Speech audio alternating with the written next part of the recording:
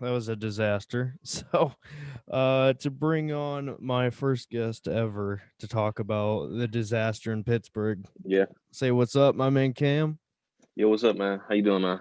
Uh, you know, there's very few games that I think you can say, I don't know if there's any positives to take away. You know what I mean? Yeah, I know exactly what you mean, man.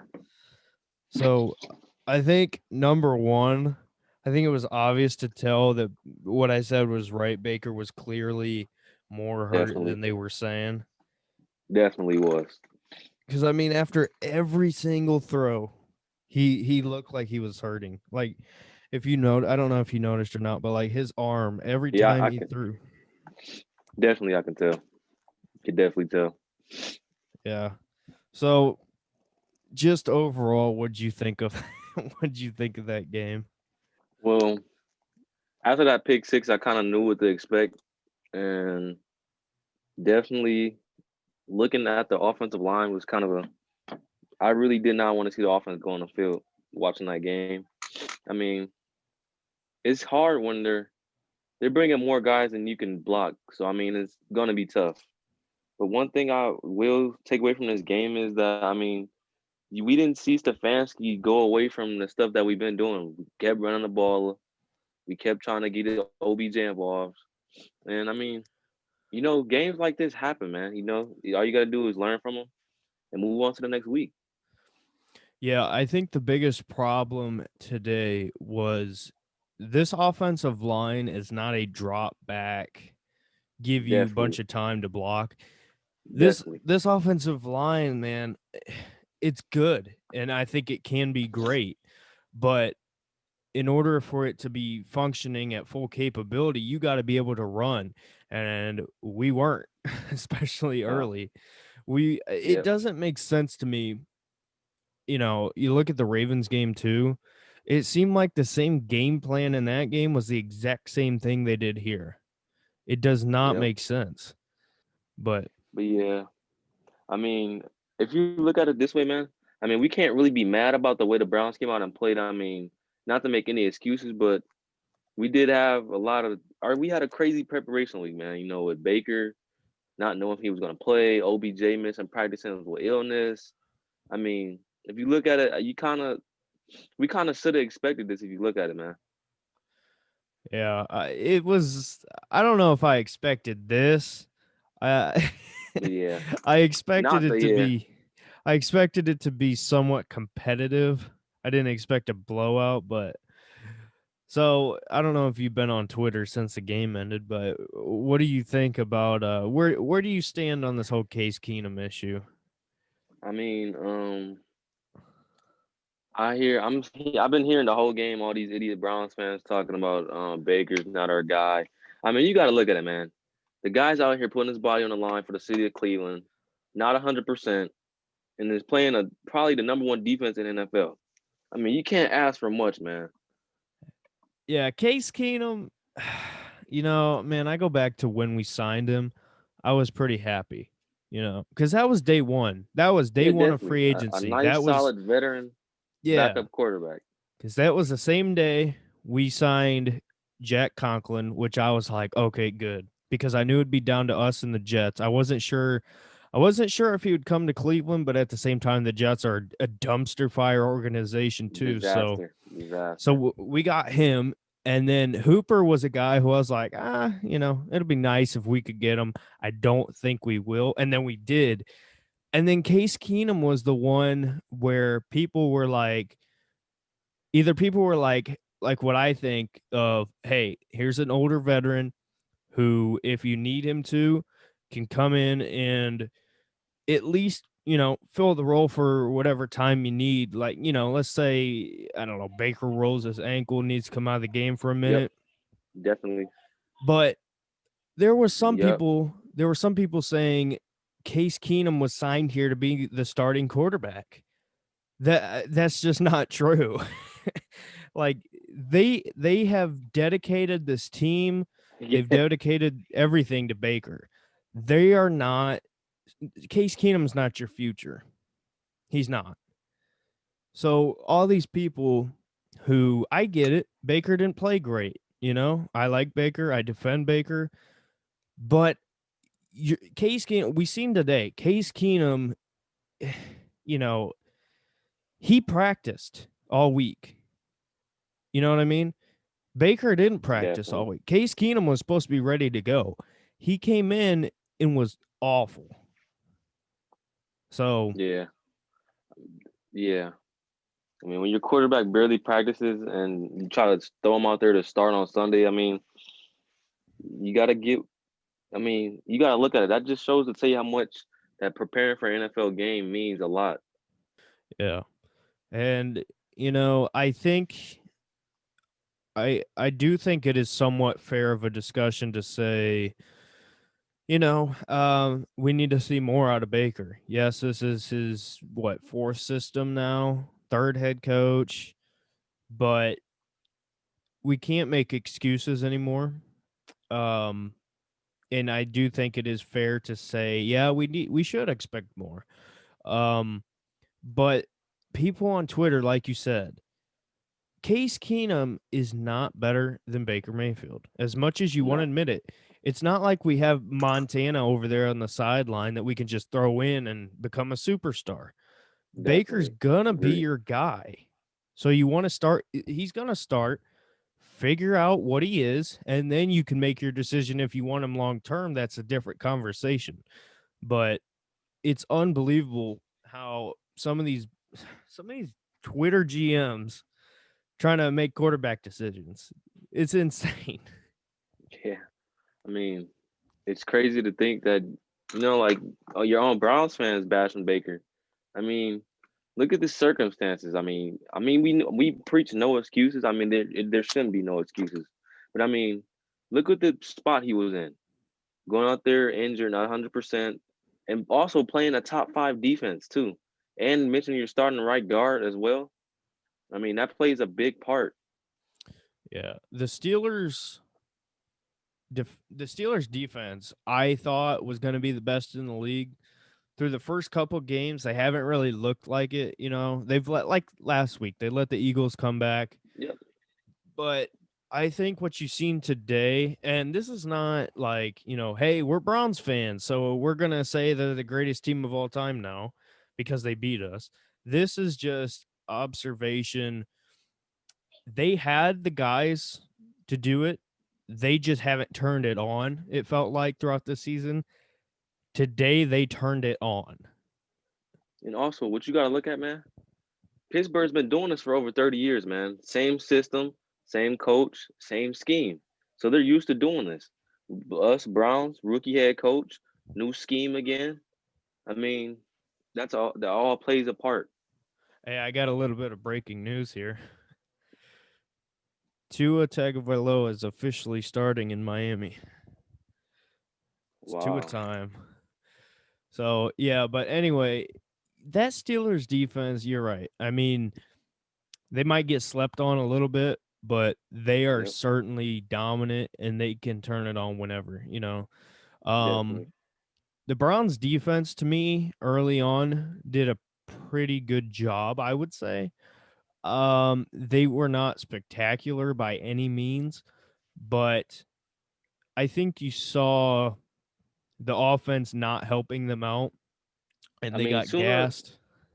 sooner or later. I mean, the defense was they were defense was only going to able to get us so many stops, and sooner or later the Steelers were going to start exploiting us. Yeah. Oops. Trying to see what game or what channel the Dolphins game is. I don't think I have it. That sucks. But I mean, look at this. When's the last time you can say the Browns are above 500 in Week 6, man? I mean, that's what I'm looking at it as. And it's just called, man, just bounce back and get better. Well, and not even above 500. They're what, 2 games above 500? So Yeah, it's yeah. not like it's you're not in a bad, like, the season's not over. No, And definitely not. Far from over.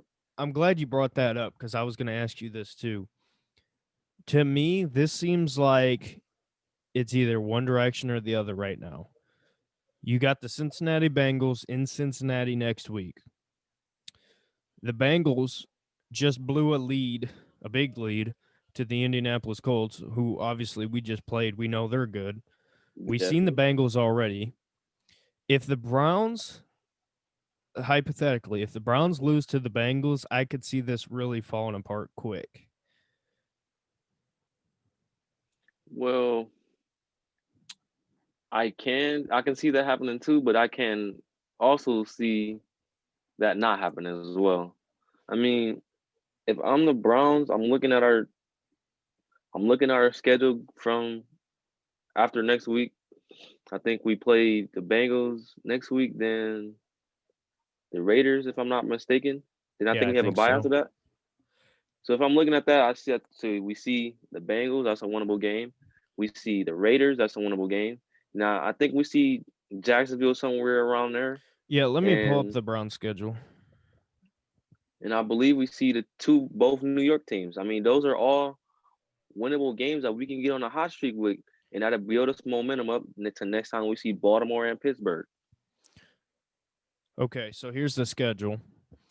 So next we have the Bengals, obviously, and then after that, you're right, it is the Raiders.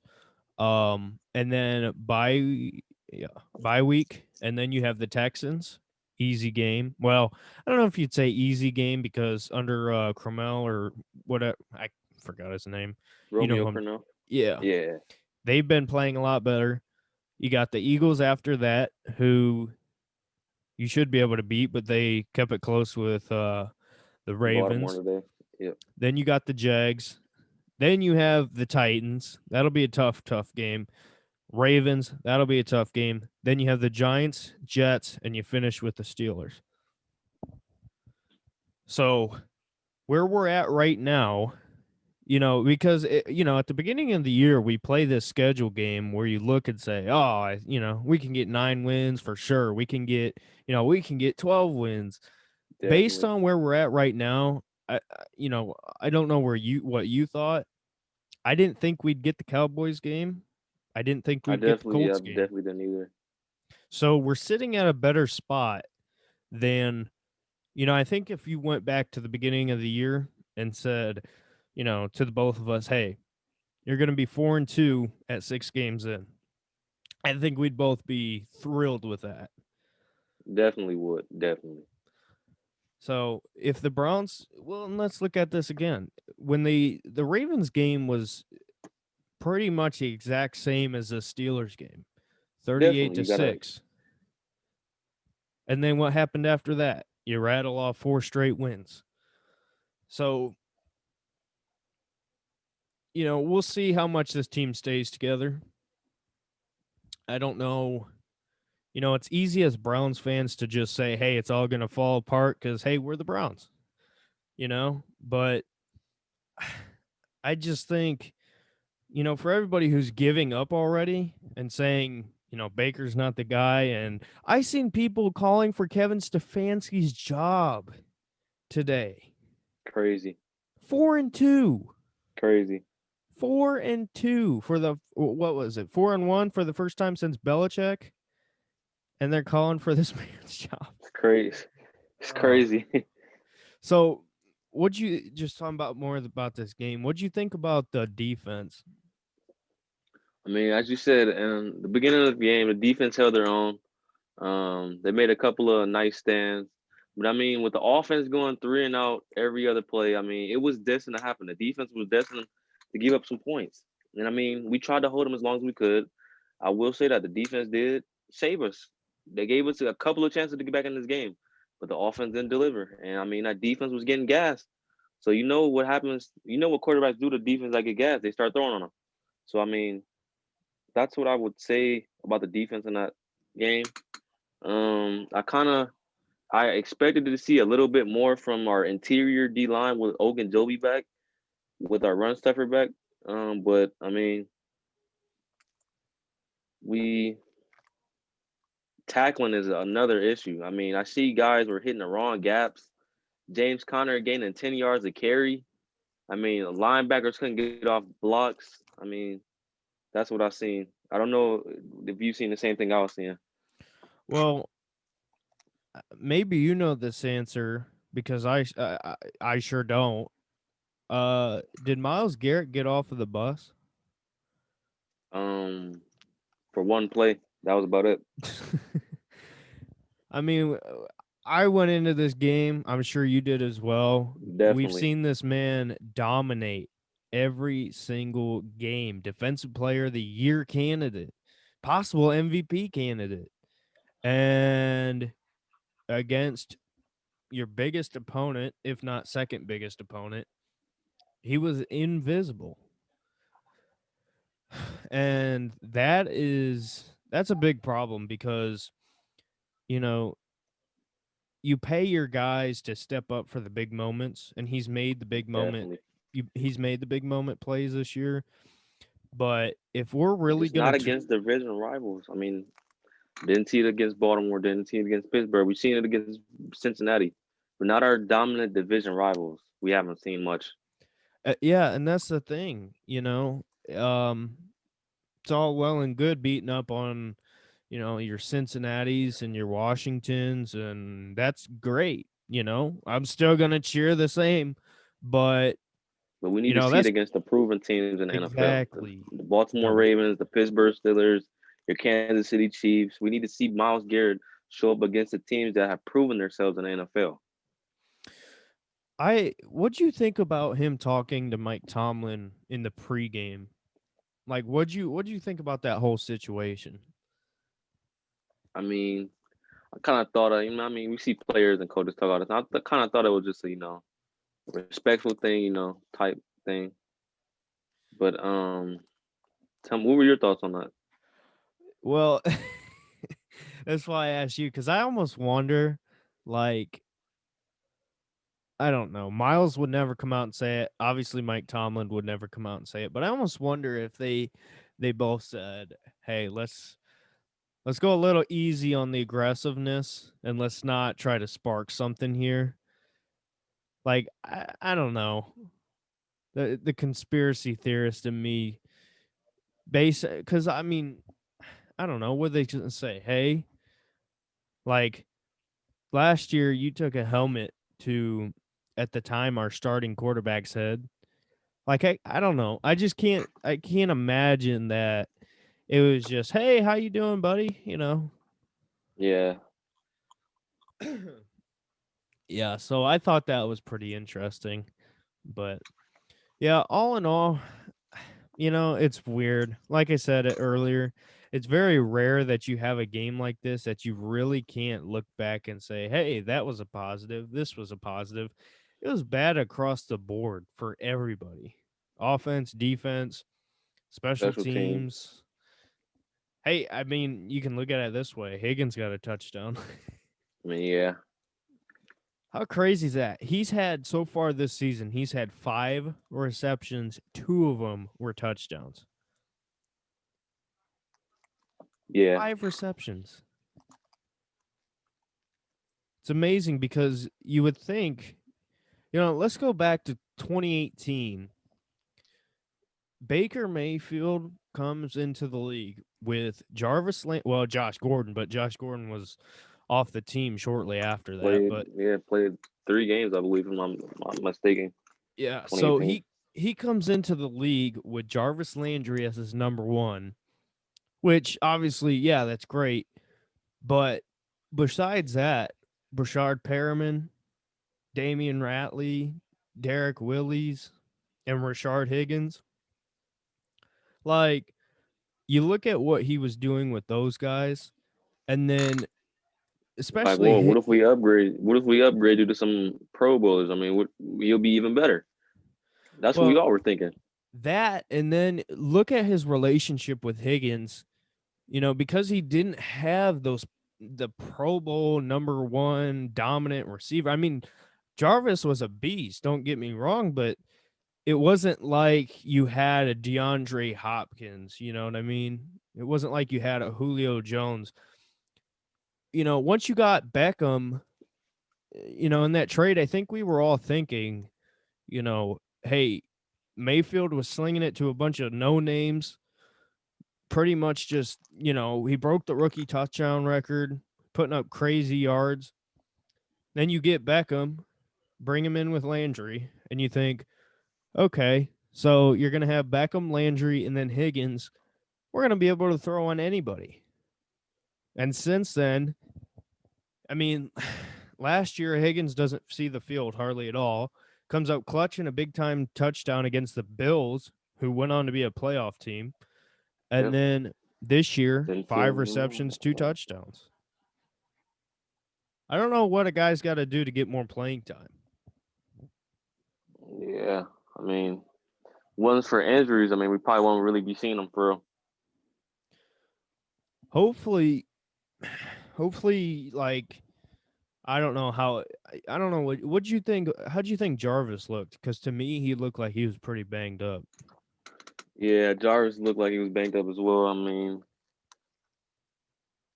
mean, there's nothing else we can really say. I mean, we see that without our people, our main stars, with our team being injured, I mean, we can kind of this is what to kind of expect. But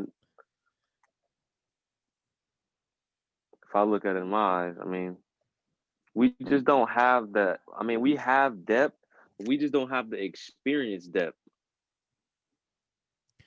Yeah, and I don't think our receiving core is that bad. Like, what our fourth string receiver right now is Donovan Peoples Jones, who was a beast coming out of high school, then was really misused at Michigan. So, like, I think he can be really good. Like, I think this receiving core isn't that bad. I think it's just this offense is, you know, in order for the Browns to really dominate offensively like they've had, like they've have been, they're gonna have to really dictate how the game goes early. You know what I mean? Because it's kind of like the Ravens, where before this season, some of us last year were saying, well, the easiest way to beat the Ravens is get up on them early and force Lamar to throw. You know, I feel like with the Browns, it's kind of the same thing now. Not that we can't throw, it's just this offense is not built to come back. This team is a score first team and just keep scoring. That's what this team is. So now that we're coming off of 4-2, getting embarrassed by the Steelers, what's your I know it's early, but what's your thoughts going into Cincinnati? My thoughts is, I mean, to go in there and reestablish our name again, pound the play action, pound the rock again, and kind of get back on track to what we've been doing. That's what I think we're going to try to do next week. Yeah, I agree. I think, like I said earlier, this is game you either go one direction or you go the other. This is going to be important. This is important from a mental standpoint, because Wyatt Teller in that Cowboys game. Remember, he said, I don't know if you watch Building the Browns, but he said like, "Oh shoot, all these Cowboys fans are going, oh man, we lost to the Browns," not knowing the Browns are actually good. You know what I mean? So what you said about reestablishing your name this whole week up until Sunday, every single sports media place, FS1, ESPN, all the shows, they are going to be dragging the Browns through the mud, and more specifically Baker Mayfield. Um, I agree 100%. This is a game that not only do you need to win because you got the Raiders next, and the Raiders are a really good team. You're Well gonna have coached. to yeah, exactly. You're gonna have to build your confidence back up. So I think you don't just have to win this game. I think you have to dominate to get that confidence back. Definitely. So it's gonna be interesting. I just hope as Browns fans that we don't all kill each other arguing over who should be starting quarterback and all that this week, and hopefully we can just bounce back and figure it out. Because man, it seems like just once we start getting hope, there's something that comes in to kick us in the balls. Yeah, definitely. So, All right. Well, thanks for coming on. Tell the people where they can find you. You can find me on Instagram at browns.nation, or you can find me on Instagram at Cam Chasen, CAMCHSANN on Instagram. And yeah, that's where you guys can find me at. All right. Thanks for coming on again. Hope to, like I said, well, I didn't say this, but we recorded this before, and I don't know what happened. I think it was the cord I was using for my mic or whatever. It sounded terrible once I tried to like edit it and stuff. So, um, yeah, last time it went, went well. Love to keep having Cam on. Love to talk about the Browns. Hopefully, it can be after a win. Definitely, definitely. But so, all right, go check him out. I appreciate you guys watching, and we'll see you in the next video. Go Browns. Go Buckeyes too.